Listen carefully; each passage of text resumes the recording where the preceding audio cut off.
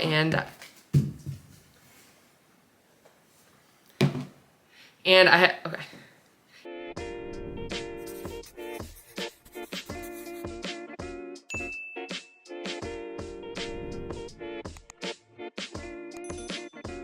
Hey everyone, and welcome to my channel. I'm Nikki, and today's video I'm going to be doing a Q&A. So I had made a post on my community tab on YouTube and asked for some questions, and that's what I'm going to be answering today. So if you enjoyed this video, please go ahead and give it a like and subscribe to my channel. I really appreciate it, and let's jump right in. Okay, so I'm just going to have the questions pulled up on my phone. We're going to go ahead and start with the first one. So the first question is, do you run to the store when you run out of 1 to 2 staple grocery items, or do you wait until you need to do a big shop? So for us personally, a lot of times we pretty much wait to do an entire big grocery haul like you guys see. We post pretty much all of our groceries on YouTube, so pretty much everything we buy is there. Unless it's like the snacks we get for the snack videos. I really try not to make like a bunch of separate trips to the store, but if there's like one ingredient I need at times for recipes, especially lately doing the cookbook stuff, it's been easier to just kind of run out and grab some things. But usually I try to use up whatever we have on hand before we run to the store, and we just do like big trips. Most of the time it's to get like produce if we're running to the store. Okay, the next question is, did you have any kind of rock bottom moment that finally made you decide enough was enough? If so, would you be willing to share that moment with us? So yes, I did have that moment. I had that moment a lot, but it was never enough that it actually made me make a change. And finally this time it was, because it was a little bit different what really freaked me out. So I've talked about this before, but the one thing that really scared the heck out of me was I thought I was making myself sick. I thought I was starting to develop diabetes. I was in pain a lot. I was having trouble breathing. Like I would wake up in the middle of the night and not be able to breathe. I was getting acid reflux and heartburn every night. It was just like really starting to feel like my health was deteriorating. And it was when I saw a quote. So this was all kind of around the same time. And then I saw this quote and it just kind of like triggered it all. But I saw a quote that said, if you do not make time for your wellness, you will be forced to make time for your illness. And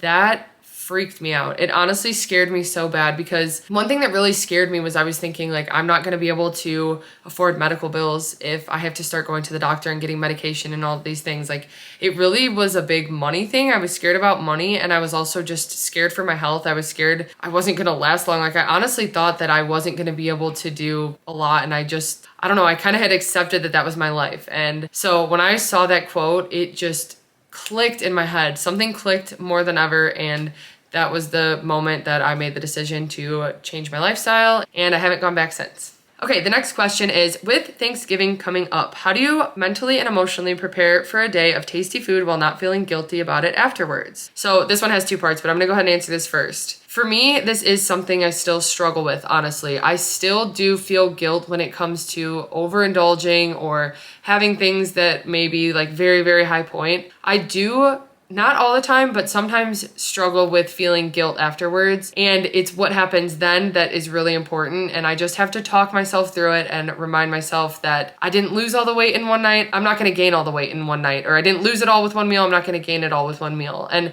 that mentality has really helped me. But also just kind of remembering how much this works for me when I have balance and when I allow myself to have a big Thanksgiving meal, but then just get back on track the next time. So I really plan ahead. I really make sure that I'm prepared so that it'll be easier for me to make the right decision. It is something I'm still working on mentally and emotionally, and I just have to continue reminding myself that it is okay and that it's all about balance. Then the next part is also, what are your tips for self-control when it comes to tasty food you haven't had in a while? I always go overboard when it comes to the holidays. So I'm the same way too. I love Thanksgiving and I love eating food. I love food. But one thing that's really helped me is to honestly just start with smaller portions, which was always something I struggled with in the past. And like, it would make me angry. Like I didn't want to do it. I don't know why. I just was like stubborn about it almost. But I start with just taking a little bit of everything, and I have that.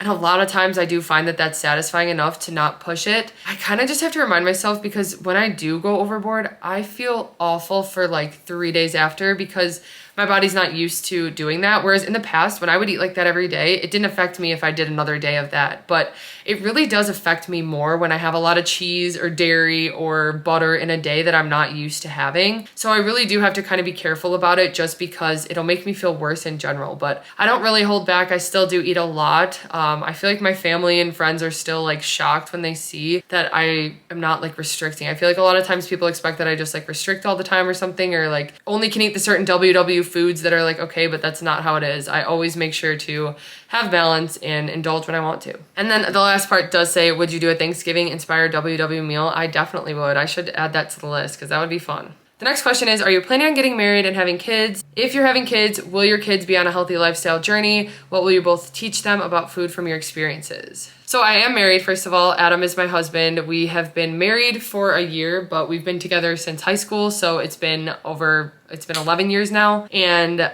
both of us have not wanted kids. We both do not want kids. We've agreed on that. So we have our dogs, and that's good enough for us right now. I think that we can do more in this world with just helping others. And I think if we had a kid, that would take our focus away from everything that we're doing. And there's a bunch of other reasons why we don't want kids, but I'm not gonna even talk about them. But I do think it is important to just make food a really positive experience with your kids, because I know how much damage it can do when you feel restricted or when there's just a negative relationship with food. So that would be important to us, definitely, but we do not plan on having kids. But we are married, and we have been since March 25th of 2021. Okay, the next question is kind of personal, but I've always wondered what you average spending a week on groceries. So one thing, usually the grocery hauls that I show, usually those last us for 1.5 to 2 weeks. We try to push it to 2 weeks because, I mean, we like grocery shopping, but it is nice to just only have to do it like 2 times a month or so. We do have our big shopping trips then, and honestly, we don't follow any type of budget. We really do make food our priority with how we spend our money and stuff. First of all, we don't spend a lot of money like traveling or going out. We don't do a lot of things. We're homebodies. We like to hang out at home. So for us, it is kind of important to use our money to buy foods that make us feel good and that we want to have. So for us, it is worth it to like spend a little bit more on groceries, but I really don't think we spend like a crazy amount on food. Like, I feel like some people think we do because I'm always talking about all our grocery hauls, but I pretty much show all of my grocery hauls on here. And the thing is too, Trevor's included in this. So Trevor's groceries are with ours. He eats what we eat, a lot of the same foods, or we'll pick up things for him, or he'll come with us and we'll just get his food as well. But that's all together, as well as my baking things. So sometimes like when we go to Sam's Club, I have to grab some baking ingredients and those are combined, and I don't show those in the hauls. So I never have like the actual total because it includes things for baking. Anyway though, I want to say a normal trip can range anywhere from $200 to $400 usually, and it just depends on if we're stocking up on things, if we have stuff for my business, and what Trevor's getting that week and stuff. So we just figure it out from there, but that's why I never give like a set total on any of my videos. The next question is, do you think you would have done as well as you have if Adam wasn't doing it with you? And personally, yes, I do. And I don't mean that as any offense to Adam, of course, but I, like I said, knew I needed to make a change. And I think if it got to that point and I was by myself, I would do a lot of the same things that I did now. I love cooking and I've always loved cooking. I'm the one who kind of has got a setup on WW. I make the meals and everything and figure out points. Of course, he helps me and he's supportive. He helps me with grocery shopping. He helps with things like that. But I think I probably still would have done it on my own exactly how I'm doing it now. But I do think it does help to have some teamwork and to have the support and to be on the same page about everything. Although sometimes it is a challenge because he does like to eat out. We both do. And so there are times where he kind of tempts me and wants to eat out dinner and stuff like that. And we just have to work together to like find a balance and make sure it works for both of us. But yeah, I personally do. And I think he would have been fine on his own as well. But I think we do work together as a team as well. And that's made it better for us too. Okay, the next question is, I would love to know if you count points still, meaning do you still put it in the app daily? Thanks. So I track using WW. I pretty much do track daily. Maybe not every meal. A lot of times I'll kind of just like have the point values in my head and know what I've had for the day, but I'll track like a specific dinner to make sure everything's right and stuff. And a lot of times because of my content, like when I do a what I eat in a week, I track consistently every day. When I do what I eat in a days, like those types of things. And any meal that I show, any recipe, I have to track to get the points and everything. So it does end up that I track most of the time, but like consistently now, I'm at a point where I can kind of know how much a meal is and can kind of calculate the points in my head for the day, how much I've had without actually physically using the app. And that's just from tracking so consistently for so long. Okay, the next question is, why don't you and Adam have the same last name? So good question. I never changed my name because I just have put it off because we do that. And that's exactly what we did with the wedding. And yeah, it's just because it hasn't been a priority to go get my name changed, although on Facebook it is, but it's not like officially, although we are officially married. We did go to the courthouse on March 25th of 2021. And honestly, I just haven't figured out how to do it. I know it's probably so simple. I just need to figure it out. It's been last on my list.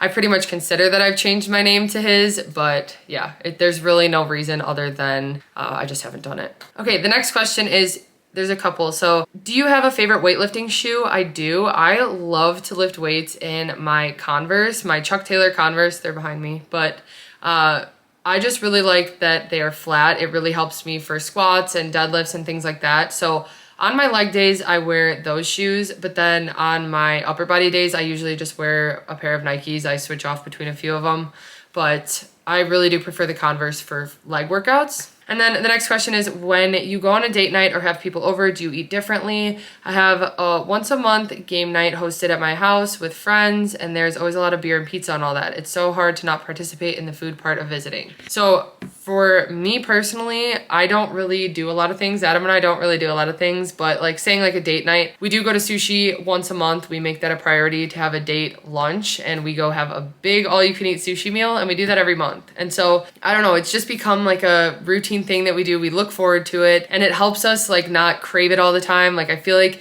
if we didn't let us have sushi, we would just always want sushi. And so doing that really helps us. It's like perfect. We crave it every once a month, and it just works out well for us. So that kind of reminds me of that. And I would say just enjoy yourself. Don't go overboard so that you don't feel good for like days after. Usually after that sushi meal, we come home for dinner and we have a really nourishing low point dinner or something like that to make us feel better and just kind of get back on track. But I would say just enjoy yourself. I think that it's really important to do that and to have balance so that you don't feel restricted or left out, because that can really mess with you mentally, especially for me personally. Okay, the next question is, can you talk about the first 3 months of your journey where you didn't work out? How much weight did you lose, and what made you begin working out at that point in your journey? I'm a month into WW. Okay, so let me quickly go over to my weigh-ins on the Weight Watchers app and see where I was at after 3 months. So personally, I just knew that if I started working out right from the beginning, I would make that my focus over my nutrition, and I knew that I needed the most help with nutrition. So that's why I decided to do 3 months. And honestly, I didn't pick 3 months exactly for any type of reason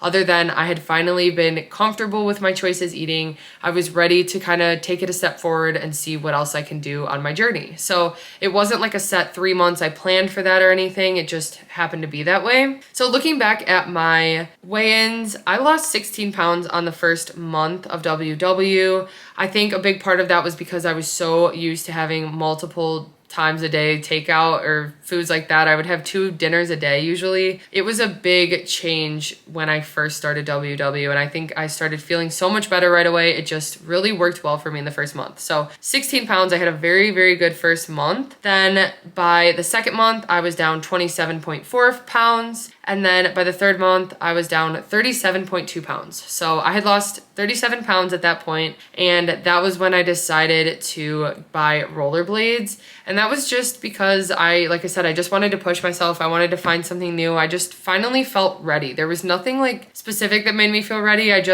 I had confidence in my eating choices, and I was starting to feel really comfortable and good about that side of things, that I felt comfortable incorporating exercise. So at that point, I was just kind of thinking of different things I could do. I found rollerblading. I started doing that and really enjoyed it. And that was like my main exercise for about 3 months. And that's when I decided to start weightlifting, because I had just been inspired by so many other women weightlifting. It was something I was always scared about, but I just really wanted to try it out. And so I decided to do that when it got too cold to skate. The next question is, do you ever get negative comments about your weight loss? If so, how do you handle them? So personally, like about my weight loss, I don't really like from people I know. There are times where people will like make comments about like that I only eat WW things or something like that. Like they don't really fully understand my weight loss journey and that I'm not like on some diet or anything because I'm like associated with WW and stuff. So I feel like people were kind of judgy about that at times, but nothing really like negative about my actual weight loss. If anything, it's just comments online of people who will just make rude comments about my body or about the foods that I eat, stuff like that. That's probably been the hardest, but nothing like with personal people or anything. Okay, the next question is, if you had to pick only one of your bowls to eat for the rest of your life, which would it be? That is such a hard question, actually. I really like I love Greek bowls. I never get sick of Greek bowls because I love roasted red peppers and cucumbers and tzatziki. Like every part of the Greek bowl is just so good. The feta cheese, like now I want to go have that for lunch. But I think I would have to say Greek bowl, although the crab rangoon bowl that we've been eating is high up there too. It's really good. And then the next question is, which episode of SpongeBob is your favorite? I have to say my favorite SpongeBob episode is the hash slinging slasher episode because it's one of like the scarier episodes and it's just one of my favorites. That's a classic. So yeah, definitely the hash slinging slasher. Okay, the next question is, what is the hardest thing about maintenance? And that's a hard question because I think for me, it has been just kind of accepting the scale and not worrying so much about the scale. Even though I talk about that all the time, I talk about progress pictures. It's still hard to like even be toning up more and like feeling better and better. And then the scale still doesn't move. It still has stayed the same. And I know I'm building muscle, but it's been something that's been tough for me because I'm just maintaining my weight. And when you get so used to losing every week and it's like this exciting thing, and I didn't lose every week on my weight loss journey. There were days I gained and there were days that I stayed the same. But I'm just saying, like during weight loss, it's exciting to continue to weigh in each week and see that the scale's moving down and feel accomplished from that. And so when you start to hit maintenance and then it's the same every week or it goes up a pound or two or something, it does kind of get to you mentally. And I think that that's been one challenge that I've had to work through, kind of just continuing, focusing on the gym, focusing on progress pictures and still seeing my progress, finding ways to measure it without focusing too much on the scale and only one way to measure it. Okay, the next question is, what sugar replacement substitute do you like the best? What ones have you tried and how did they affect your stomach? So it gets confusing at times. I swear we get them like mixed up, but I feel like we've tried most of them. I really like Swerve. That's a good option for us. Their brown sugar I use the most. And usually monk fruit sweetener is fine for our stomachs. It doesn't really affect us. There are certain things, it just is like protein bars and stuff, like they'll be sweetened with, I think allulose, or I think erythritol is usually pretty fine for us, but with like Smart Sweets, that's sweetened with allulose and those usually make our stomach extremely bloated. So I don't know, maybe that's one that affects us negatively, but I feel like it's a lot of trial and error with that because sometimes I'll hear people be completely fine with them, but then sometimes they upset their stomach. So I think it just depends on the person, honestly. The next question is, how long did it take to work on yourself mentally before you were able to be ready for the next step of weight loss, physical health priority?